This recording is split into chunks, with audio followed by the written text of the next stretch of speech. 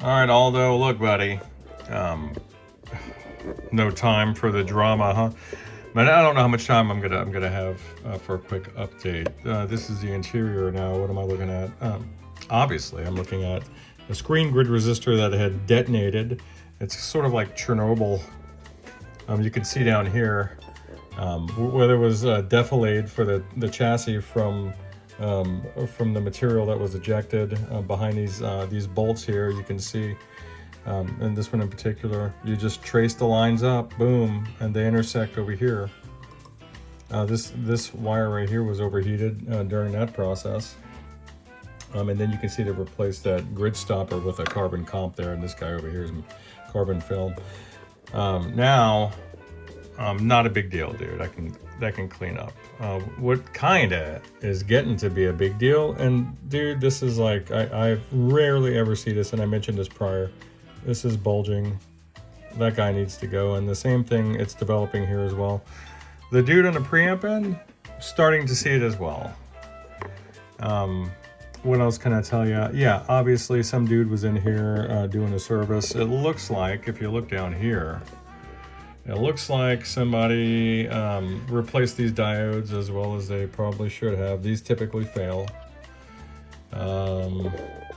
What else? So then if you look at the speaker jacks there, you can see the wire is not as neat as it should be or normally would be.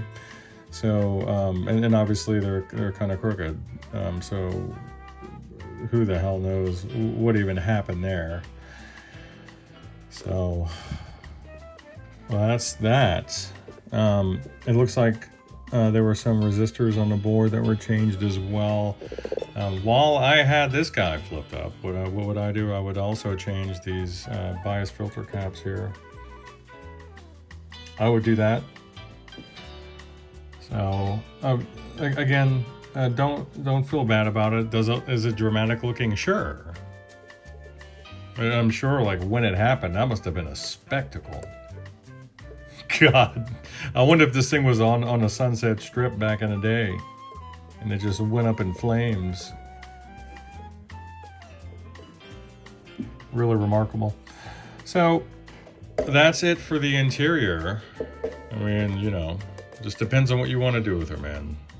I would say that with the node that is with the node that appears to be on the screen supply, if my memory serves correct.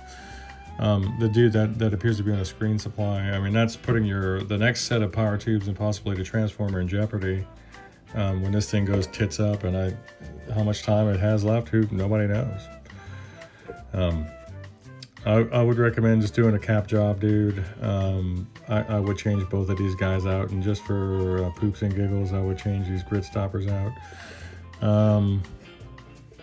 The diodes are probably okay. I would absolutely change out, where am I at here? Sorry about the knuckle there, it's late. I would change out these two filter caps on the bias supply down there. And that's about it, man. And maybe, honestly, the phase inverter coupling caps, just because this is becoming,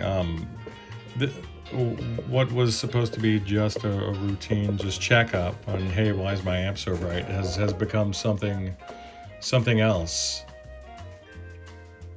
Is this stuff urgent? Probably not, because I honestly see a lot of fenders from, you know, the 70s and beyond still running with like leaky and bulgy caps, but just know that it's a ticking time bomb, dude, and it's my job to say, yeah, these gotta go. But you just, if you're like, dude, I'm just barely gonna turn it on, how long has it got, Doc? I don't know, dude, and it's not gonna be long.